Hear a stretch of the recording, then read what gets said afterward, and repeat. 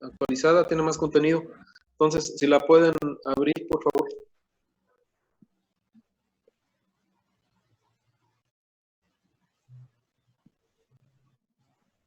¿Sí la tienen ya? ¿Es la que empieza con subclonación? Así es. Bueno, pues vamos a iniciar. Ayer comentábamos que si se van a la diapositiva 2, bueno, en un vector de expresión, el gen de interés es un OR delimitado por un codón de inicio y un codón de término. Ese OR, ¿de dónde viene? Bueno, ya sabemos que puede venir de una biblioteca de cDNA, de una biblioteca genómica, o incluso puede ser un gen sintético. Ahora hay tecnologías en donde se pueden sintetizar oligonucleótidos relativamente largos, como de unos 60 nucleótidos, y a través de PCR de fusión, es decir, pasos de amplificación, se pueden ir ensamblando genes sintéticos. ¿Cuál es la clave? La clave es que los oligos tengan regiones de sobrelape.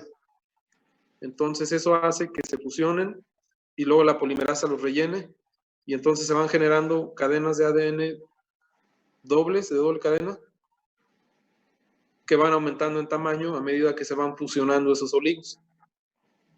Lo interesante de los genes sintéticos es que, bueno, pues ustedes ya pueden conseguir el gen codificante de la proteína que se les antoje, pueden diseñar proteínas quiméricas y mandar a hacer el gen que les codifique para esa proteína que ustedes han diseñado con un propósito en particular. Entonces, eso es algo muy interesante. No necesitamos bibliotecas bajo el enfoque de genes sintéticos. Podemos hacer quimeras a nuestro antojo. Y otra cosa muy importante, se puede optimizar el uso de codones. ¿Eso qué quiere decir? Bueno, que si yo, por ejemplo, quiero expresar un gen viral, imagínense un gen de un bacteriófago que quiero expresar en una planta. Bueno, como el código genético es degenerado, resulta que los tripletes que codifican para un aminoácido pueden ser hasta tres distintos. Y resulta que organismos filogenéticamente distantes tienden a usar preferencialmente alguno de esos tripletes y lo hacen de forma diferencial. Entonces, a lo mejor a la E. coli le gusta mucho el triplete ACC para el aminoácido X, pero a lo mejor en un sistema eucariota ACC no es el más usado a lo mejor es AGC. Entonces, ¿qué pasa cuando un gen de ese organismo filogenéticamente distante lo transfiero a un organismo eucariota?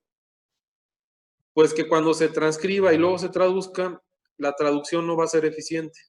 ¿Por qué? Porque toda la maquinaria de traducción, y en particular los RNAs de transferencia, no van a reconocer eficientemente a ese codón ACC, porque al sistema le gusta más reconocer AGC. Entonces, ¿cómo podemos solventar eso? Bueno, pues rediseñando el gen, poniéndole tripletes que codifican para el mismo aminoácido, pero que se leen bien en el organismo hospedero en donde va a ocurrir la expresión. A ese proceso se le llama optimización de uso de codones.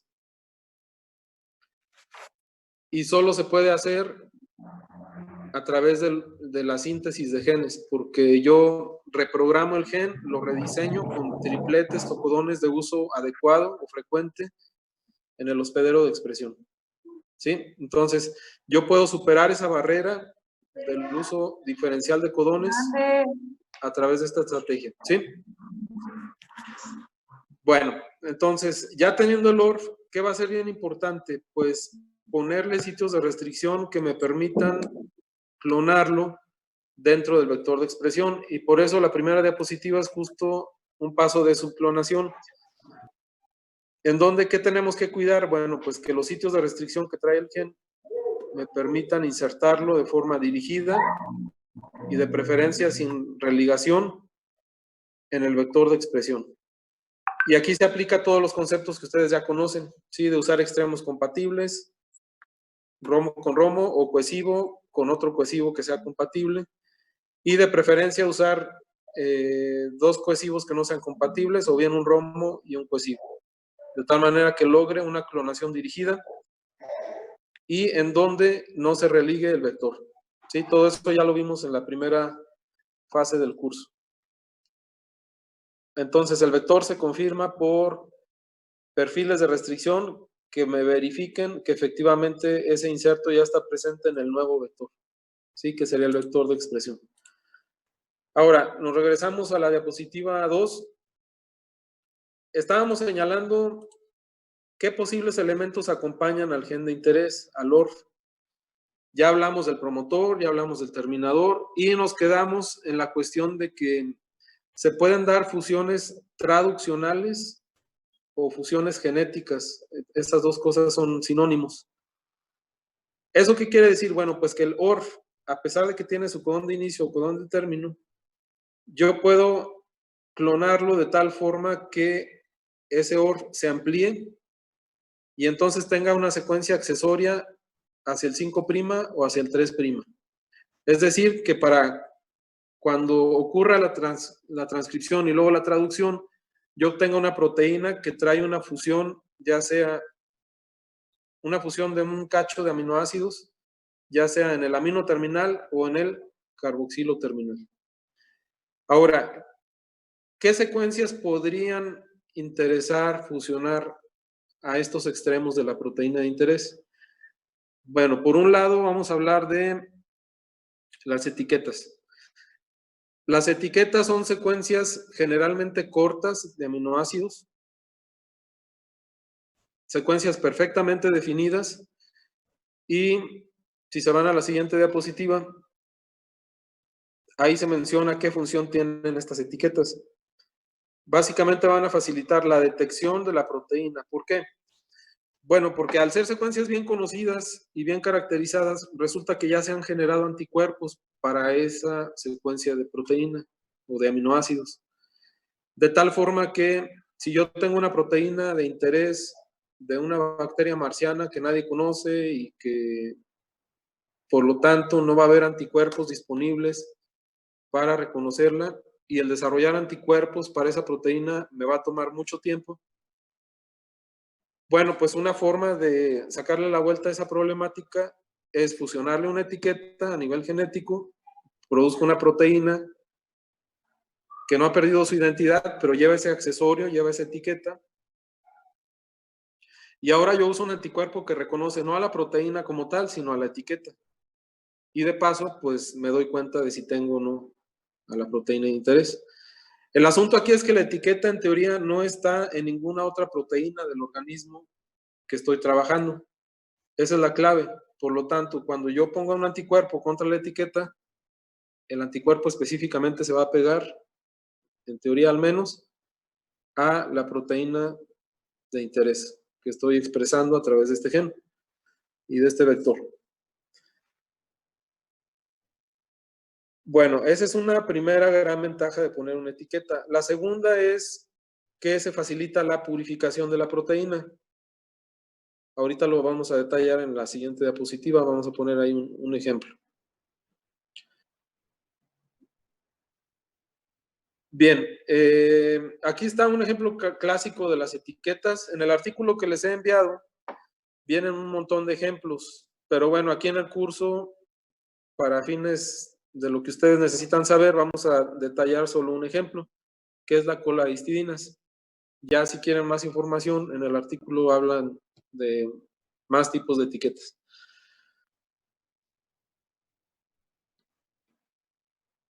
La etiqueta a la que me refiero es la cola de histidinas. Esta consiste de poner un repetido de 5 a 10 histidinas. Generalmente ponen 6 histidinas en tándem, es decir, una tras otra van a ir en el extremo de la proteína.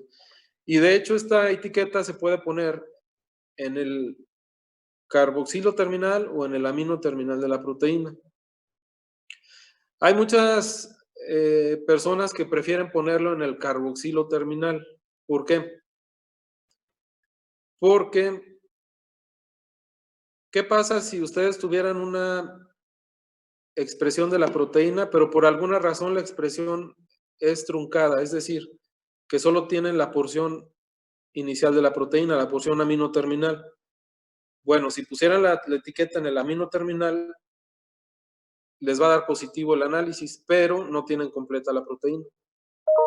En cambio, si la ponen en el carboxilo terminal y les da señal, pues va a ser una evidencia clara de que ahí está la proteína y que la proteína está completa. ¿Por qué? Porque la vía de detección está en el carboxilo terminal, que es la última porción de la proteína que se sintetiza. ¿Sí? Entonces, por eso es preferible ponerla en el carboxilo terminal, la etiqueta de detección. Aunque no es una regla estricta, también podría ir en el amino con esa limitante que ya expliqué. Otra razón de ponerla preferentemente en el carboxilo es que con mucha frecuencia en el amino se fusionan otras cosas, como el caso de el péptido señal. Y ahorita vamos a hablar de qué es el péptido señal.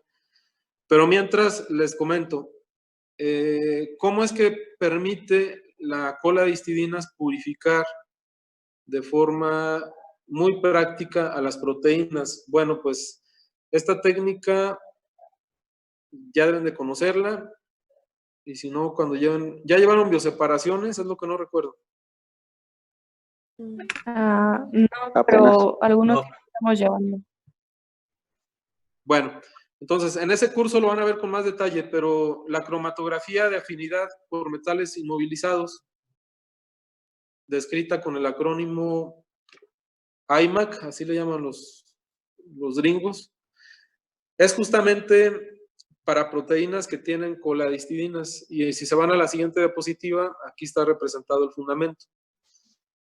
Básicamente, la coladistidinas lo que confiere a la proteína es la capacidad de unirse a resinas que han sido funcionalizadas con metales de transición. Llámese cobalto, llámese níquel, e incluso el cobre se puede aplicar aquí también. Entonces, estos son metales bivalentes llamados de transición y que tienen una propiedad muy particular, que es el formar enlaces de coordinación con los grupos imidazol que están en el grupo R del aminoácido llamado histidina. Entonces, como pueden ver ahí en la imagen, la proteína es una maraña de aminoácidos, pero en un extremo lleva coladistidinas, y esas histidinas tienen en su grupo R imidazol, que es ese anillo que ven ahí con dos nitrógenos en dos de los vértices y dobles enlaces también. Entonces, ese grupo imidazol forma enlaces de coordinación con níquel o cobalto, y esa es una interacción relativamente específica. ¿Por qué digo relativamente específica? Bueno, porque vamos a tener posibilidad de que la proteína tenga histidinas en otro lado, o más bien, que otras proteínas que no son la de interés tengan algunas histidinas por ahí en su secuencia. Y entonces esas también van a tener derecho a interaccionar con estos metales de transición. ¿Sí? Entonces, aquí vamos a entrar en un juego de afinidades, en donde nos queremos valer de la mayor afinidad que tiene nuestra proteína por la resina con níquel y cobalto para separarla del resto. ¿Sí? Pero esa separación no va a ser tan absoluta. Entonces hay que jugar un poquito con la técnica, con las condiciones para lograr que en el mayor grado posible yo separe a la proteína que me interesa de todas las demás. Bueno, pues estos hacen una columna. Ahí a la derecha ven una foto de un bote que tiene a la resina. Esa resina es de cobalto, por eso está rosa. Si fuera de níquel, estaría azul. Pero bueno, el principio es el mismo. Si se fijan, a la derecha del bote hay una columnita que tiene como un líquido transparente y luego ya está lo rosa. Bueno, pues justamente eso es una columna a través de la cual va a fluir el líquido que está ahí transparente. Cuando ustedes destapen por abajo la columna, el líquido va a empezar a salir. Y entonces ustedes pueden aplicar el extracto total de proteínas. Las proteínas que no tengan histidinas van a salir tranquilamente de la columna sin ser retenidas. Y la teoría es de que aquella que tiene cola de histidina se va a retener, se va a capturar en la columna. Yo voy a lavar para eliminar a todas las que no se unieron. y enseguida voy a agregar una solución con imidazol. Resulta que el imidazol va a ser un competidor obvio hacia los sitios de la resina que tienen níquel y cobalto. Resulta que básicamente este competidor llamado imidazol va a desprender a la proteína que previamente se ancló a la resina. Entonces, eso es bien conveniente porque ahora lo que me va a permitir ese evento es recuperar a la proteína de interés. ¿Sí? En otras palabras, el imidazol, a través de un proceso de competencia, va a facilitar la desorción de la proteína de interés. Y ya está. Entonces, en esta técnica, básicamente me voy a dedicar a colectar fracciones. Desde que yo aplico el extracto total y salgan las primeras gotas o mililitros de fluido, yo voy a empezar a colectar alícuotas de todas esas fracciones. Más bien, voy a empezar a colectar alícuotas a las cuales llamamos fracciones. Cuando empiece a agregar el imidazol, otra vez empiezo a colectar fracciones, las voy guardando. Y al final me voy a dedicar a correr un gel de poliacrilamida con todas esas fracciones para decidir, primero para ver qué ha ocurrido en el proceso de purificación y luego para decidir qué fracciones son las que me convienen. En la imagen de abajo lo que tienen es un gel que justamente tiene cargadas distintas fracciones de una purificación de proteína por IMAC. En el primer carril está un marcador de tamaño molecular. Luego viene una F. Esa F es básicamente la primera fracción obtenida. Es decir, son las proteínas que no se pegaron a la columna y si se fijan son un montón de bandas. Lo cual tiene sentido. La gran mayoría de las proteínas no tenían por qué pegarse y salen de la columna inmediatamente. Después vienen las fracciones en donde se lavó la columna para eliminar aquellas que no se pegaron. Y si se fijan, pues tiene sentido, ¿no? Porque en el primer lavado todavía tengo bastantes proteínas interferentes que no se pegaron y que ya están siendo eliminadas o saliendo de la columna. Y luego ya las fracciones 2 y 3, básicamente ya no vemos nada. Ya no se ve por ahí una proteína que era la predominante. ¿Qué pasa en la elusión? Bueno, en la elusión es donde yo ya metí el imidazol y entonces empieza a ocurrir ese desplazamiento de las proteínas adsorbidas. Y si se fijan, ¿cuántas bandas vemos? Pues esto no es magia, se ven 3 bandas. Y de hecho la que me interesa es la que está señalada ahí con la flecha a la derecha, que dice 6 por is GFP. Lo que se expresó aquí es la proteína verde fluorescente o GFP con una etiqueta de histidinas. Bueno, pues esa banda que corresponde al tamaño de GFP sí se observa, pero se observan 2 bandas de menor tamaño. Esas seguramente son proteínas que tienen por ahí unas 2 o 3 histidinas en ciertas partes expuestas de su estructura y que entonces alcanzaron a anclarse a la resina y entonces las tengo ahí como contaminantes de la proteína de interés. Si se fijan, en una de las fracciones sí alcancé prácticamente a aislar de forma única a la proteína de interés, que es la banda tenue que se ve ahí, ¿no? Entonces, bueno, estos son procesos un tanto artesanales o empíricos en donde tenemos que empezar a mover condiciones para ver si logramos separar o purificar a homogeneidad. Así se llama cuando yo obtengo una fracción con una banda única, que es la que me interesa. En ese momento yo digo que he logrado purificar a homogeneidad a mi proteína. ¿Por qué? Porque es la única proteína detectable en un gel. Si veo otras bandas adicionales, pues ya no tengo una purificación de ese nivel. ¿Qué alternativas hay si por más que le movemos al sistema no logramos purificar a homogeneidad? Bueno, pues una cromatografía en ocasiones no resuelve todo. Lo que se puede hacer es que esas fracciones que ya están semi purificadas, ahora yo las someta a otro tipo de cromatografía. Y cuando lleven bioseparaciones van a aprender que hay cromatografías de intercambio iónico, que hay cromatografías de exclusión por tamaño, etcétera.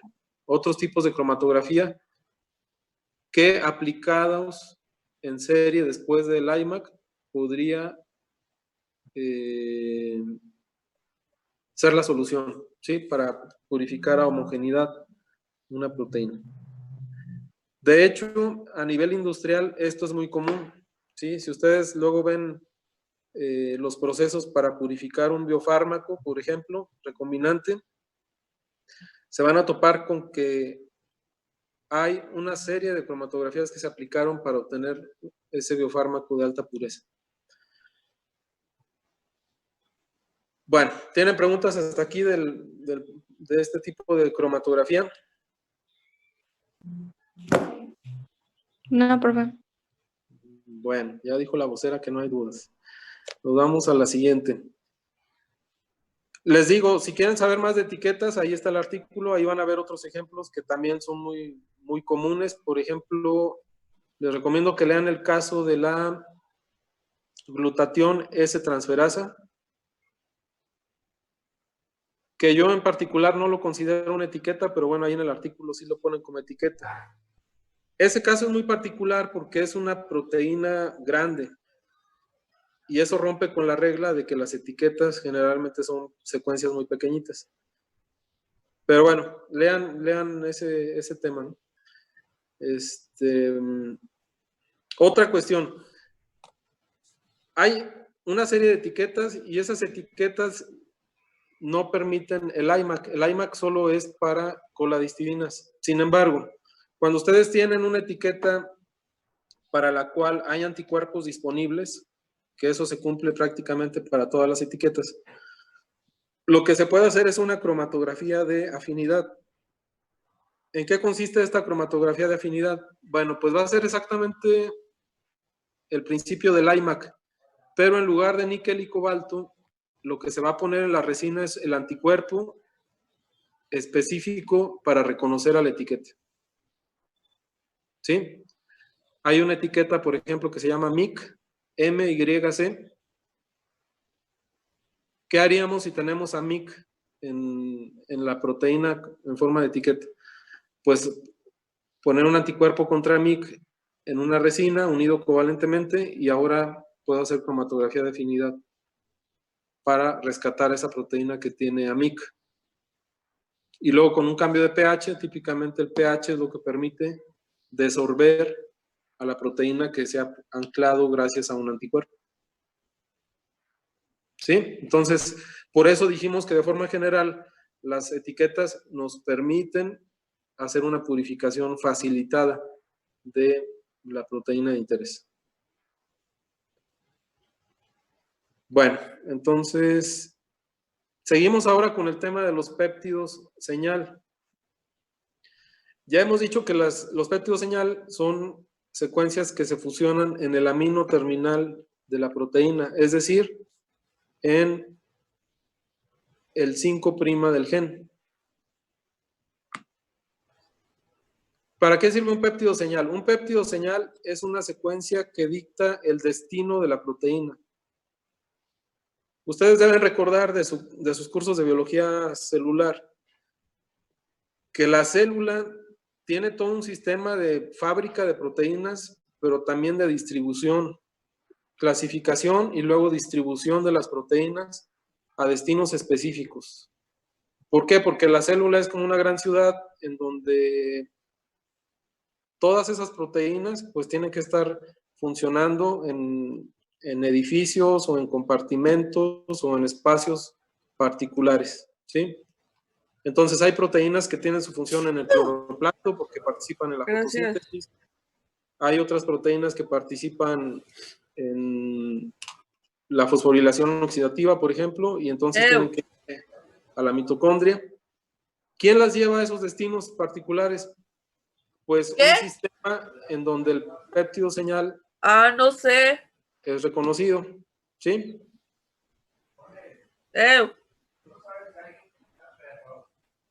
A ver, vamos a esperar que la compañera acabe de platicar para seguir. Creo que ya. Bueno, entonces, péptido señal dirige la proteína a un compartimento específico. Si la proteína no tiene péptido señal, el compartimento default en donde quedará esa proteína es el citosol. Pero resulta que hay péptidos señales ya bien caracterizados que traslocan la proteína al retículo endoplásmico o la traslocan al cloroplasto o a la mitocondria, etc. Yo les voy a presentar aquí un caso que es típico para representar este principio. Y es el caso del retículo endoplásmico. Resulta que muchas proteínas van al retículo endoplásmico primero porque ahí hay muchas proteínas que se encargan de decorar o procesar o plegar a otras proteínas. Entonces, muchas proteínas tienen que ir al retículo endoplásmico porque ahí van a ser sintetizadas adecuadamente. Ahí está la maquinaria para glicosilarlas, para plegarlas adecuadamente, para formarles puentes disulfuro, para acetilarlas. Entonces, ahí están todas las enzimas que median esas funciones. Y eso es lo que hace complejos a los organismos eucariotas, su sistema de endomembranas, en donde el retículo endoplásmico es protagónico. Entonces, los genes de muchas proteínas tienen al inicio una secuencia que codifica para este péptido señal. De tal forma que cuando la proteína empieza a nacer, emerge ese péptido señal y el péptido señal es reconocido por receptores del retículo endoplásmico y entonces resulta que la proteína se empieza a inyectar hacia el lumen del retículo endoplásmico. De tal forma que incluso la proteína, podríamos decir que acaba de nacer dentro ya del retículo endoplásmico. Y luego, ¿qué va a pasar con esas proteínas que ya se inyectaron y acabaron de ser sintetizadas en el retículo endoplásmico? Bueno, pues ya les dije que pueden ser glicosiladas, plegadas, y luego viene un proceso de clasificación de las proteínas para decidir si se quedan ahí, porque a lo mejor se trata de una glicosiltransferasa que tiene su función ahí en el retículo, o bien si empiezan a ser transportadas hacia el Golgi a través de vesículas, y del Golgi a otros organelos se pueden ir hacia peroxisomas, hacia vacuolas, o incluso el Golgi puede decidir mandar a ciertas proteínas al espacio extracelular, es decir, mediar la secreción de proteínas. Entonces, todas esas son las posibilidades, entre otras, sobre el destino de estas proteínas. Yo les quiero presentar el caso de péptido señal que trasloca retículo endoplásmico, pero luego el caso de una señal de retención para retículo endoplásmico. ¿A qué se refiere esto? Bueno, el asunto es que hay muchas proteínas que tienen su función en retículo endoplásmico. Entonces, la célula por inercia lo que hace es que muchas proteínas de retículo endoplásmico se van hacia el Golgi y luego de ahí siguen su ruta hacia otros compartimentos. ¿Cómo le hace la célula para rescatar a las proteínas que tienen su función en retículo y que entonces tienen que regresarse del Golgi hacia el retículo para que estén retenidas en retículo? Bueno, pues hay un sistema ahí de transporte reverso del Golgi hacia el retículo que logra esto. Y este sistema está basado en el reconocimiento de la señal de retención. Esa señal de retención se llama señal SECDEL o también se puede llamar CADEL, porque resulta que en diferentes especies varía un poquito. En algunas especies es SECDEL, en otras es CADEL e incluso en otras puede ser HDEL. Pero bueno, todas terminan en DEL. Son esos aminoácidos que constituyen la señal de retención. ¿Por qué funcionan como señal de retención? Bueno, pues como está ahí en la diapositiva, si se fijan ahí en Golgi, la cisterna del Golgi, del cis-Golgi, están unos receptores para CADEL representados ahí con unos símbolos negros. Bueno, pues esas son proteínas de membrana que reconocen a aquellas proteínas que traigan la señal CADEL. Y entonces las capturan se induce la formación de vesículas que llevarán dentro de esas proteínas, y luego el sistema lo que hace es transportar esas vesículas de regreso hacia el retículo. Esas vesículas se fusionan al retículo y listo, entregan a las proteínas que andaban allá escapándose por el Golgi, las entrega de regreso al retículo. Por eso SECDEL o CADEL se llama señal de retención para retículo endoplásmico, porque el efecto global de tener SECDEL en la proteína es que esa proteína va a acabar acumulada en retículo endoplásmico. ¿Y por qué hace eso la célula? Bueno, pues porque son proteínas que tienen su función ahí. Y nosotros, conociendo todo este asunto, como ingenieros genéticos, ¿qué podemos hacer? Bueno, pues si me conviene que mi proteína recombinante se acumule en retículo por las razones que ustedes quieran, pues puedo ponerle a mi proteína un péptido señal para que se transloque a retículo y se vaya por esta ruta de secreción, pero también le pongo una señal de retención para que cuando llegue a Golgi se regrese al retículo, y entonces el efecto neto que voy a lograr es que esta proteína viva todo el tiempo en retículo endoplásmico. ¿Sí? En muchos casos, el acumular en retículo endoplásmico ha llevado a muy buenos rendimientos de proteína recombinante, o ha llevado a proteínas que se glicosilan muy bien o que se procesan muy bien. Entonces, tiene sus ventajas el retener en retículo endoplásmico a estas proteínas. Entonces, como pueden ver, cuando se diseña un vector de expresión, se tienen que tomar muchas decisiones y se toman con base en qué aplicación buscamos. ¿Sí? ¿Tienen preguntas hasta aquí?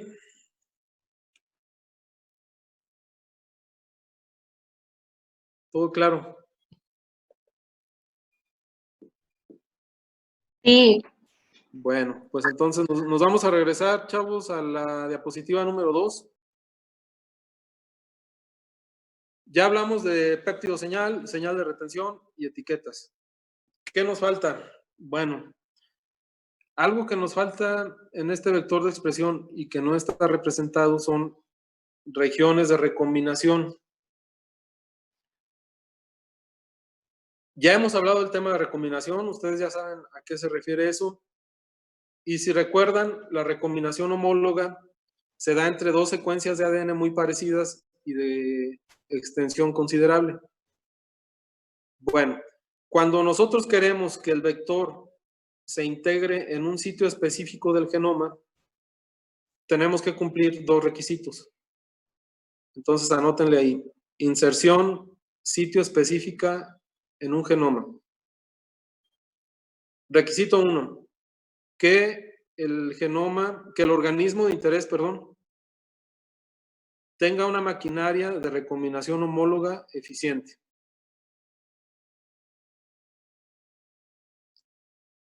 Ese es el primer requisito. Que el organismo de interés tenga una maquinaria de recombinación homóloga. Segundo requisito, que el vector de expresión tenga mi cassette de expresión flanqueado por regiones de recombinación. Entonces, el segundo requisito es flanquear el cassette de expresión por regiones de recombinación. ¿De dónde van a venir esas regiones de recombinación? Pues van a ser cachos del genoma que yo voy a amplificar a partir de DNA del organismo de interés y que voy a clonar río arriba y río abajo del cassette de expresión. Entonces, yo puedo definir, conociendo el genoma de interés, puedo decir, en este punto quiero que se inserte. Bueno, pues me voy a agarrar una kilobase río arriba de ese punto y una kilobase río abajo de ese punto. Las voy a amplificar por PCR y las voy a incluir como flancos en el vector de expresión. ¿Sí? Van a ser flancos del cassette de expresión dentro de ese vector.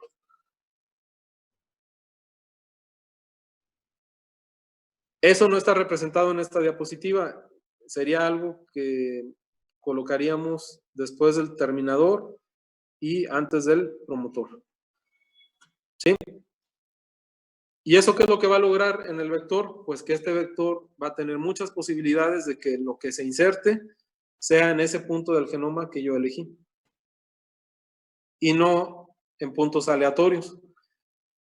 Si yo no pongo regiones de recombinación y aparte mi organismo no tiene una maquinaria de recombinación eficiente, mi inserción va a ser aleatoria.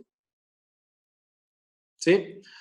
Desafortunadamente hay muchos organismos que no tienen recombinación homóloga eficiente. Por ejemplo, las plantas superiores a nivel del núcleo no saben hacer recombinación eficiente. En cambio, las levaduras, sí. Muchos hongos también. Los mamíferos también tenemos buena maquinaria de recombinación homóloga, pero hay otros organismos que no. Entonces, eso hay que tomarlo en consideración. Afortunadamente en plantas hay una excepción y la excepción es el cloroplasto. Resulta que en el cloroplasto sí hay recombinación homóloga. Entonces, en plantas la forma de hacer recombinación homóloga es metiendo los transgenes en el cloroplasto,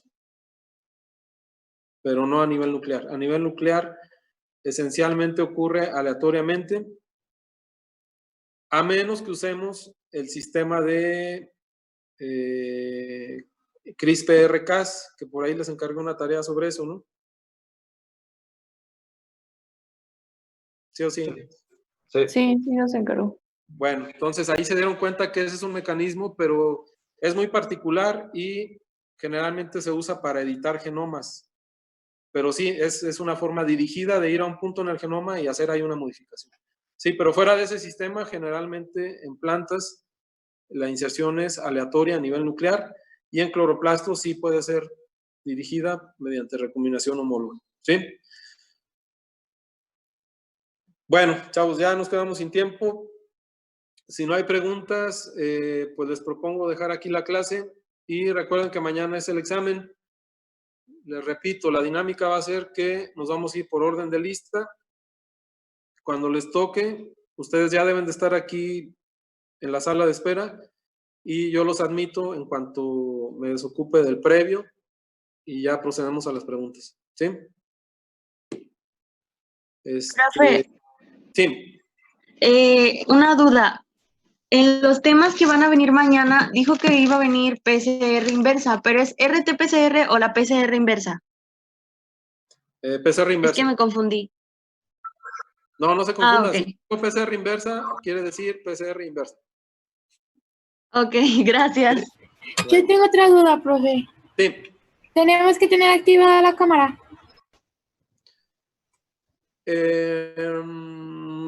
Sí, de preferencia. Si no tienen cámara o no jala, lo que sea, tampoco es requisito. De preferencia, sí. Ok, gracias. ¿Alguna otra duda, chavos? Bueno, pues si no es así, a estudiar y entonces nos vemos mañana. Sale. Que estén Gracias. bien. Gracias. Gracias. Bye.